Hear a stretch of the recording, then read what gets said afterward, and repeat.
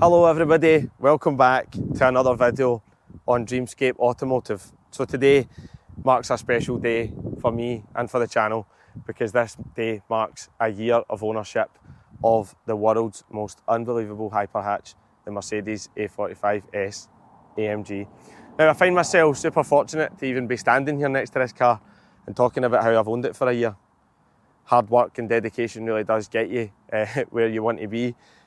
I'm by no means finished yet, but yeah, let's just have a little moment to appreciate a Magno matte grey A45 S AMG that I've owned for a year. So I want you to join me today in celebrating this moment, and what we're going to do is we're going to reverse back over the year of ownership, and we're going to really dig deep into where this car's been, what this car's done, and the joy that this car has brought to mine and other people around me's lives. For the automotive petrol head people that follow this channel will understand what I mean when I say that this is not just a car. This is a part of me. It's a part of my family. It's really, really, really special to me and the people that enjoy it. And I want you all to celebrate that with me today, that we've owned it for a year. This isn't a negative review. This isn't me saying that the car's going anywhere. This is me saying that I love this car and we are just getting started. We're going to go over everything. We're going to go over modifications. We're going to go over the journeys that the car's been on. We're going to go over the future of the car. And of course, we're going to take the car for a proper run today. And you're going to see the grin that this car puts on my face every single time that I drive it. But how we're going to start this video is in classic Dreamscape style. I'm going to swipe my hands up in a wee second and we are going to drop onto some drone shots of how the car looks today. I want you to enjoy this because I'm enjoying making it and I'm enjoying filming it and I'm enjoying this car. So enjoy the video today and remember, hit like, hit subscribe, drop us a comment, let us know what you think of the content.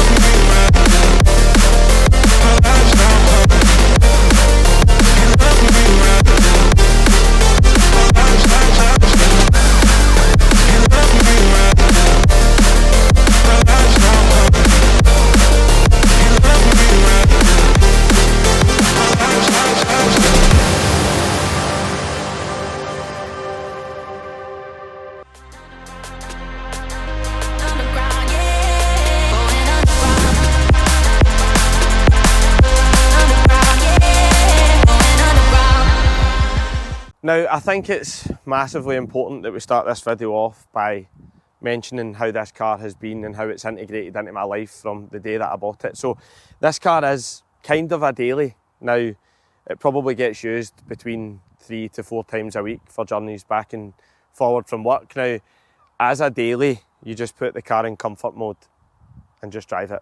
And you wouldn't even know that you were in a 400 plus horsepower hyper hatchback, because it just does everything that any normal daily car does, and it does it all perfectly. Yes, okay, the ride is a wee bit harder, and yes, okay, the miles per gallon isn't that great, but it does everything that a daily car should do. Now, I didn't buy it as a daily for work, and its primary purpose, really, to be honest, was to give me joy, because I'm a petrol head. And launching Dreamscape Automotive, this car really has been at the forefront of that operation from the get-go, and this car really has allowed me to get the channel to where it is today. You know, and I think a lot of people really do love this car, and it is amazing. Now, where has the car been in the time that I've owned it? So it spent most of its time parked up in my driveway, of course, getting cleaned and getting looked at and getting videoed with this very camera that sits on this tripod today. But when it's not been there, it's been 4,000 miles around Europe. And for anybody that's not seen the Euro trip vlogs, please go back on the channel and watch them. This car done 4,000 miles around Europe, visiting Amsterdam, Belgium, the Nürburgring, visiting Monaco, the whole French Riviera, and it did not miss a beat for 4,000 miles. It was by far the best Euro trip car that anybody could ask for, especially for two people with minimal luggage making their way around Europe. It's been at Crail Raceway, setting quarter-mile times. It's been all around the UK, up and down, to various different places and various different events. And it has been an absolute joy to own. Now, it's not done that many miles. When I picked it up, it had 9,500 miles on it. It's now got just over 25, which isn't really that many miles for a car of this spec. And it's still got many, many, many more miles to go. So in terms of enjoying the car, where it's been, you know, using it for its purpose, it has been absolutely fantastic. And it's not needed any more than an oil change and some tyres, which is kind of standard stuff that you would expect. Now, let's talk about the styling of the car, right? So having owned it for a year, the question does come up, are you bored of the car? How is it possible to get bored of this? I don't think it's possible to get bored of something that looks this good, especially when I've done some little tasteful modifications to it. But I mean, this still looks as fresh and as amazing to me today, this morning, than what it did when I first laid eyes on this car. Now, obviously, I went for a spec that was fairly special. It's got the Magno grey paint, as you can see. It's an A45 S plus, which means it's got every single bit of spec possible. I'm just not bored. I do get bored of cars, but I'm just not bored every single time I get in this car. As you're going to see in the next clips, it just brings that same smile to my face that it did on day one. I remember still very well the day that I went down to Birmingham to pick this car up. Honestly, that was up there with the best days of my life. So no, the answer is I'm not bored of it. And I think due to the fact that I'm not bored of it, let's go on and talk about the modifications that I've made to keep this thing exciting. So as the eagle-eyed viewer would notice right away, the car is certainly not standard anymore. So let's just have a quick run around the modifications that I've made, and I'll put some kind of close-up clips over this as I'm talking. So the first thing that I wanted to do was I wanted to kind of get that AMG Edition 1 look. I actually had this on my old A45. So I'll do a close-up clip now, but I do have these matte black kind of Edition 1 style liveries along the side of the door. Now, this isn't for everybody. I know that, it's not to everybody's taste, but it certainly is to my taste, and I think it just sets the car off. There is many, many, many of these stickers that you can get online, but it took me quite some time to find the right ones from Germany and get them shipped over here. I actually waited a long 4 weeks on them to get here, but when they got here, I didn't waste any time in putting them on, and I personally think that it changes the side of the car completely, and it just gives it a more aggressive look, because if you look up the side of the car, it really does just give the bottom half of the car something else for the eyes to focus on. Then I wanted to do some handling mods. So I thought, where's the best place to start there then? Why don't we get some spacers? So I decided that I was going to do 15mm spacers all around the car. So 15mm front, 15mm back.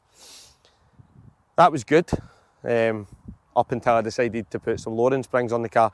and I decided to go for H&R Performance lowering springs, which provided a 25mm drop on the front and a 15mm drop on the back. Now the minute that I done that, the rear tyres started to badly scrub with the arches when I was going round corners and the body of the car was rolling. So I knew that the 15mm spacers that were on the car were in fact a wee bit too much. So we had to drop the rear down to 12mm, and now when the car is rocking around on kind of high, you know, kind of, let's say a wee bit exciting corners, the car now no longer rubs on the tyre. Now that was causing a bit of a score round the rim, round the tyre wall of the Michelin Pilot Sport 4Ss that I had on the back, so that was a bit of an issue, but we're quite a wee bit of time after that now.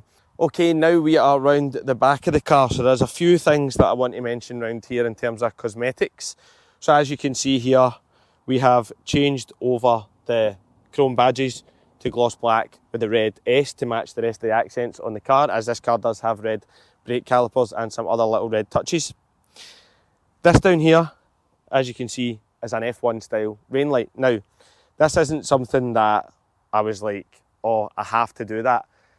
In fact, when I first seen them, it wasn't to my taste, but the more that I seen them, the more that I started to like them. Now, this one doesn't do the 3-stage flash because I don't want to get into any sort of bother with the police. We already have a hard enough time avoiding that as it is. I don't want to make it really easy for them to pull me over. So this is actually a static F1 rain light that comes on at the same time as the brake lights, and I personally think that it just sits nice and subtle down there at the back of the diffuser because of the way that Mercedes have designed that bottom blade of the diffuser. So I am pretty happy with how it turned out. The last thing in terms of modifications then, this is one that you can't see, but it's one that you can hear. So in the upcoming clips in this video, you're going to hear this car letting off some pretty loud pops and bangs, almost like a machine gun at times. Now, this car did go down to PCW exhausts in Bedford, right down the other end of England. And we done it when we were on the way to the Eurotunnel for the Euro trip that I keep mentioning, so that is in a previous video.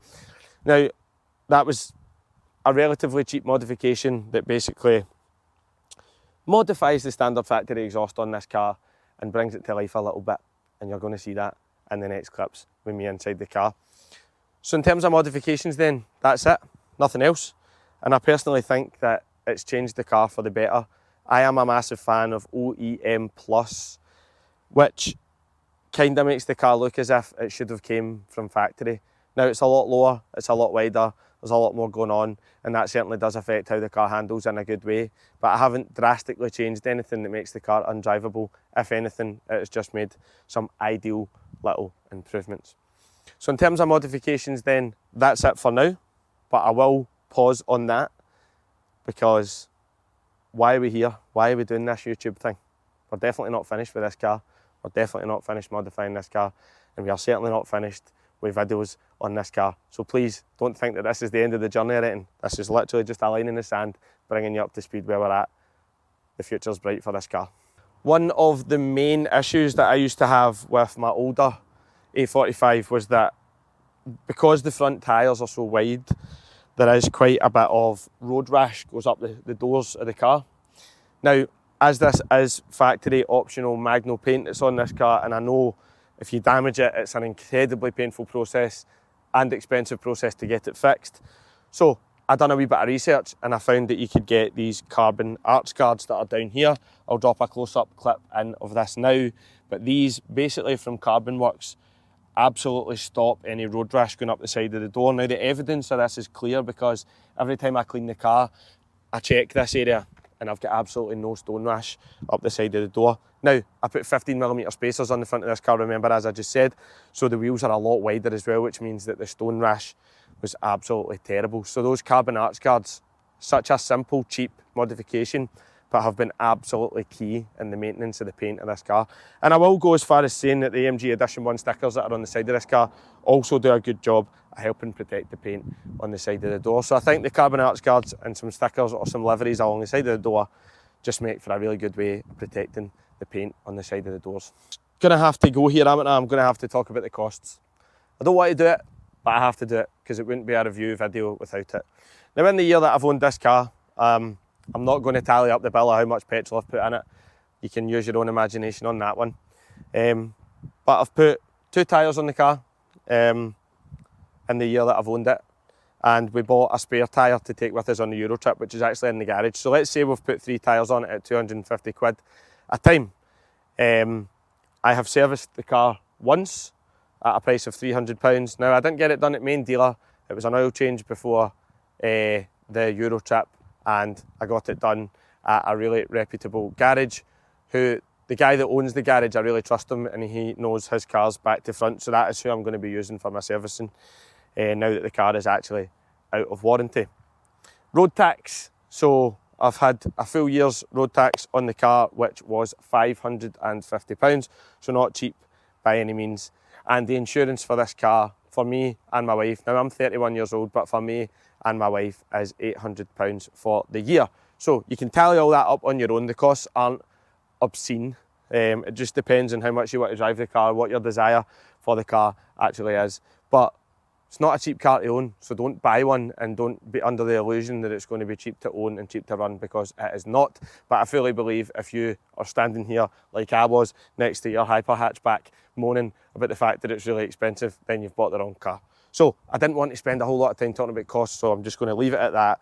It is an expensive car to own and an expensive car to run. The thing that I did leave out there by accident, I should have said this at the start, is that I paid £46,000 for this car and it had 9,500 miles on it when I got it. Now, that was an expensive example because of all the extras, but if you're going to do it, you may as well do it right. And while we're here, we may as well address the elephant in the room, the satin paint that's on this car. I get a lot of questions about this, whether it's on TikTok, YouTube, or just in my personal life.